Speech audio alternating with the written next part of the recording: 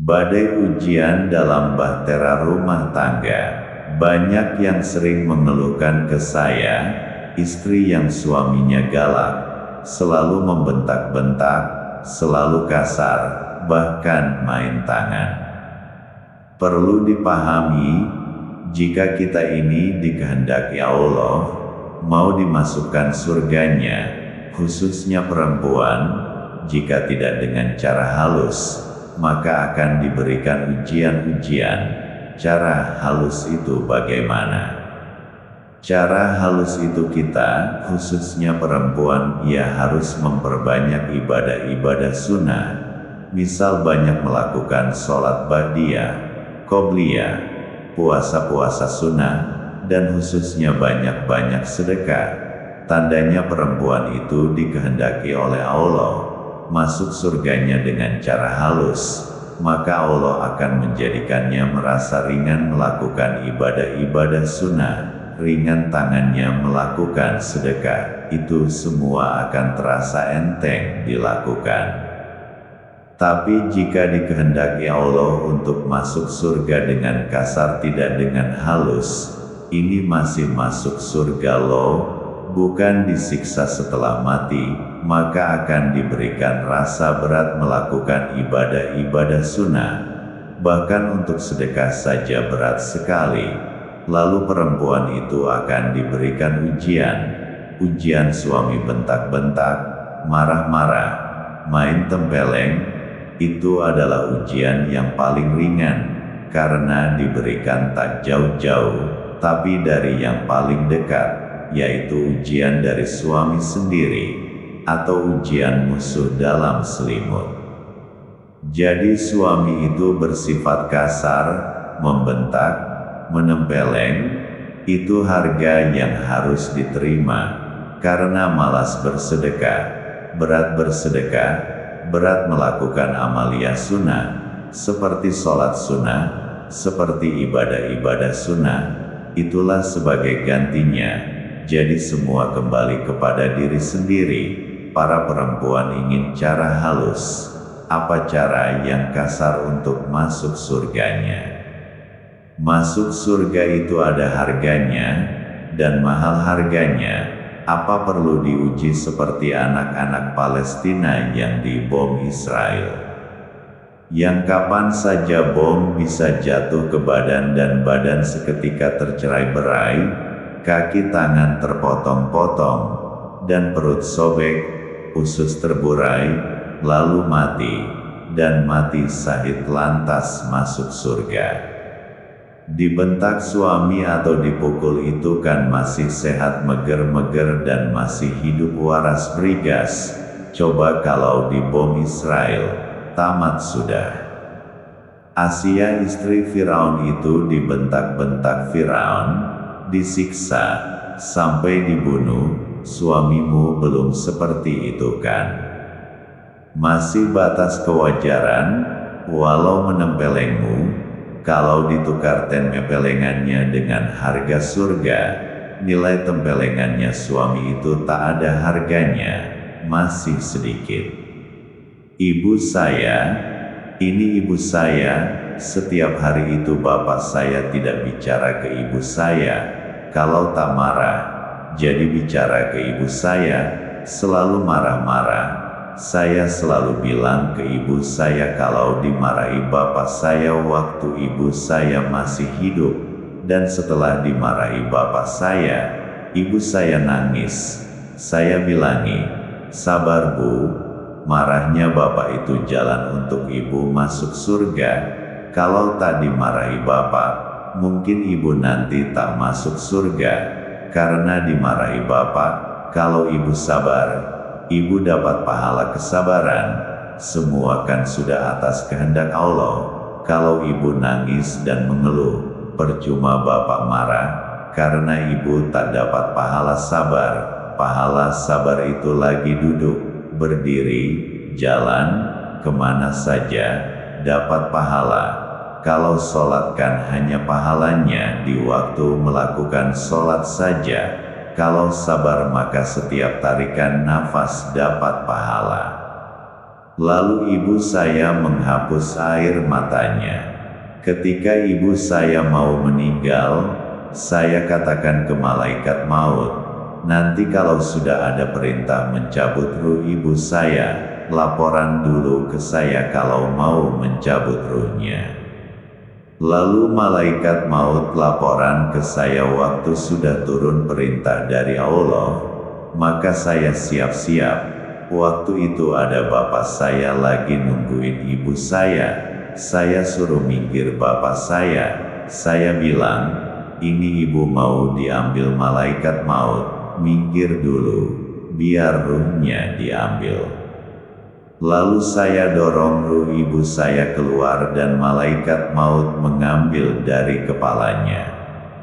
Setelah meninggal, saya mengantar ruh ibu saya ke atas, ke surga tempat dia kembali. Saya ingin tahu keadaan tempatnya, ternyata ada di surga kelima. Sampai di sana ibu saya pamitan, lalu katanya, ini karena selalu dimarahi bapakmu, jadi ibu sampai di surga. Nah para perempuan, neraka itu, sabda Nabi, isinya neraka yang memenuhi itu perempuan. Lalu sebab apa neraka yang memenuhi isinya perempuan?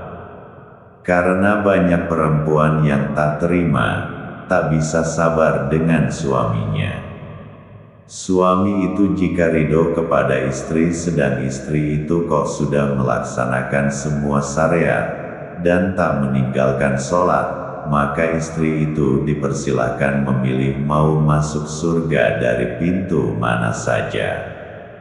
Tapi suami saya, mabukan, suami saya suka judi, Firaun itu loh jahatnya kurang apa. Firaun itu pernah membunuh semua bayi di Mesir waktu kelahiran Nabi Musa.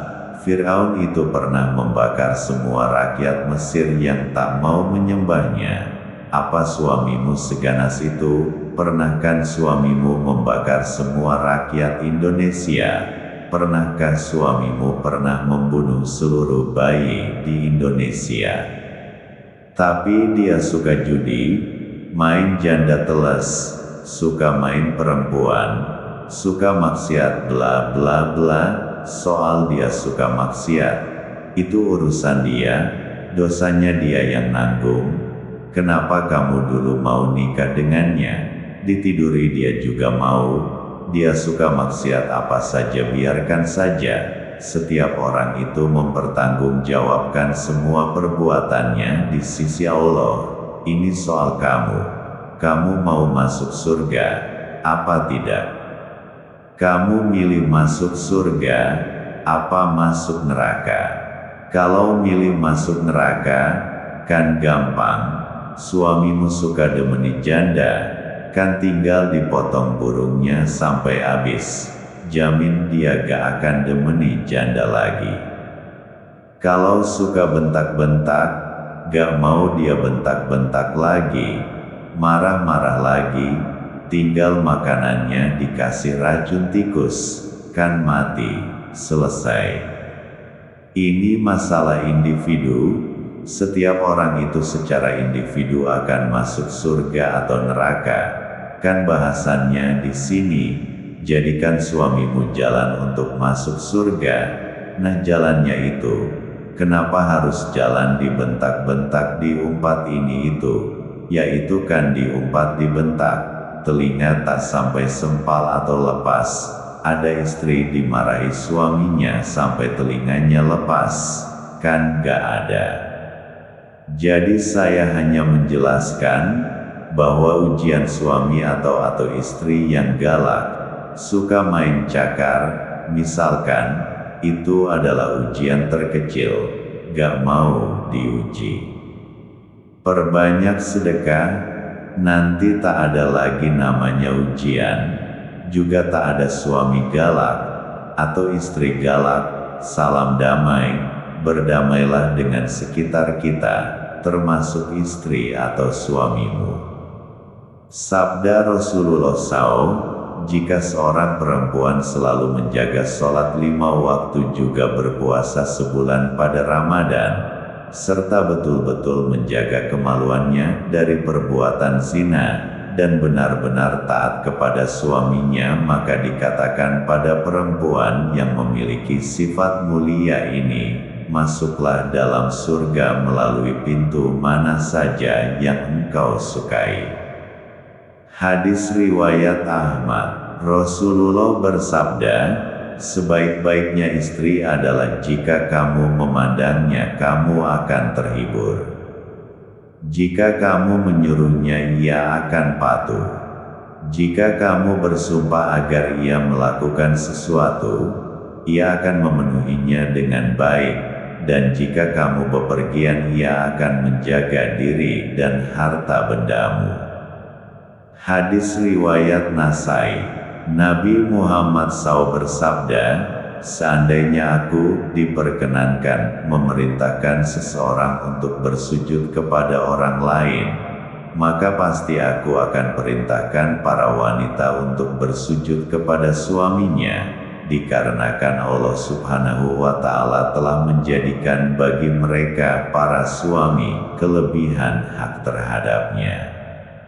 Hadis riwayat Abu Daud. Dari hadis-hadis di atas, intinya bahwa surganya istri atau kebahagiaannya istri itu di bawah ridho suami. Ini Rasulullah SAW tak membahas suaminya itu yang bagaimana, mau jahat, mau galak, tukang judi, suka demeni janda, dan lain-lain. Bahasanya adalah jika istri-istri ingin bahagia, masuk surga itu kan bahagia, itu penggambaran saja. Maksudnya bahagia itu kan banyak macam ragamnya. Misal bisa beli ini itu juga bahagia, rizki mudah juga bahagia. Coba sekali-kali, jika istri-istri ingin beli misal baju yang disukai, atau ingin dapat rizki lebih, misalkan, kan banyak kemauan istri. Coba ketika suami mau tidur, coba dipijiti suaminya. Suami dipijiti itu kira-kira ridho tidak? Ridho atau senengkan? Nah ketika mijiti suami itu, coba berdoa, ya Allah jika ridhomu di atas ridho suami saya kepada saya minta, mau doa apa saja terserah, misal, saya minta datangkan rizki yang melimpah atau jadikan besok jualan saya laris, banyak pembeli yang datang.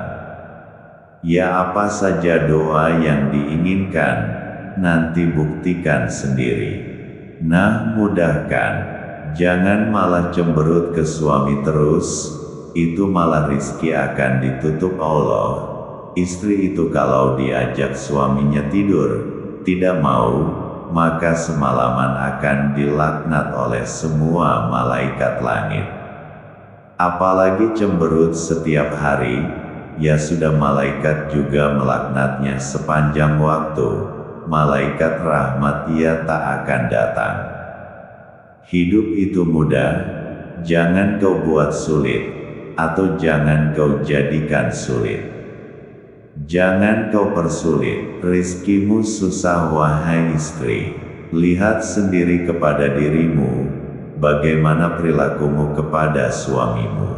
Allah itu tak menutup pintu-pintu rizkimu, tapi kamu sendiri yang menutup pintu rizkimu dan mengunci gembok dan kamu rantai.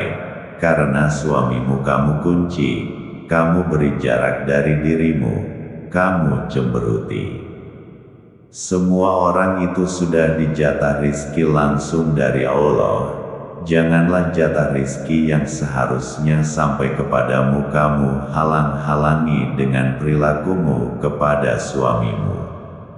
Iya kalau suamimu hatinya legowo, rizki tetap mengalir, tapi kalau suamimu ikut terpancing terhadap cemberutmu, lalu dia juga melakukan, bukan hanya kamu yang bisa cemberut, saya juga bisa, lalu saling cemberut, saling diam-diaman, neng-nengan, kuat-kuatan meneng, rumah tangga jadi ribut. Kayaknya kalau tidak PBB tidak bisa menyelesaikan kisruh rumah tangga, seakan rumah tangganya adalah perang Bratayuda, mengalahkan perang dunia manapun.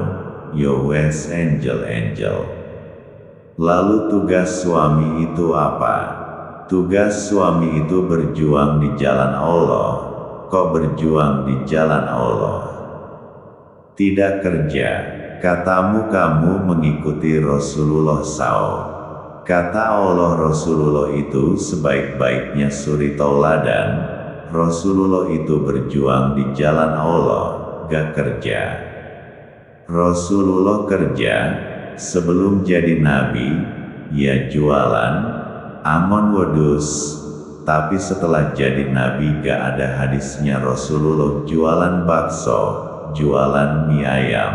Gak ada. Katamu kamu mengikuti Rasulullah. Apa benar? Cocokkan. Lalu tugas istri apa? Tugas istri mendukung perjuangan suami.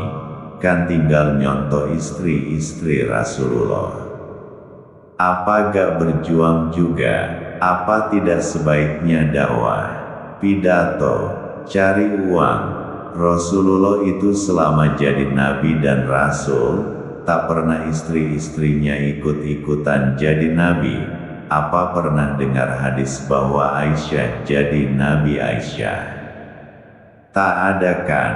Istri hanya bertugas dukung suami. Apa tak perlu Amalia? Kamu pernah lihat sopir bis misalkan? Apa istrinya sopir bis itu ikutan jadi sopir di pangku suaminya ikutan nyopiri bis? Gak kan? Sopir bis itu sendirian, tidak mangku istrinya tidak ikut jadi sopir, malah kalau ikut nyopiri bis, malah akan ganggu konsentrasi suaminya, bisa-bisa bisnya nabrak. Rasulullah seumur hidup jadi nabi, istrinya tidak ikut jadi nabi. Istri-istri beliau hanya mendukung perjuangan Rasulullah SAW. Di rumah, ya masak, nyuci baju, ngurus anak. Pahala mengurus keluarga itu lebih besar dari pahala umroh. Katamu ingin menauladani Rasulullah. Apa sudah menauladani? Semoga paham, Sang Kiai.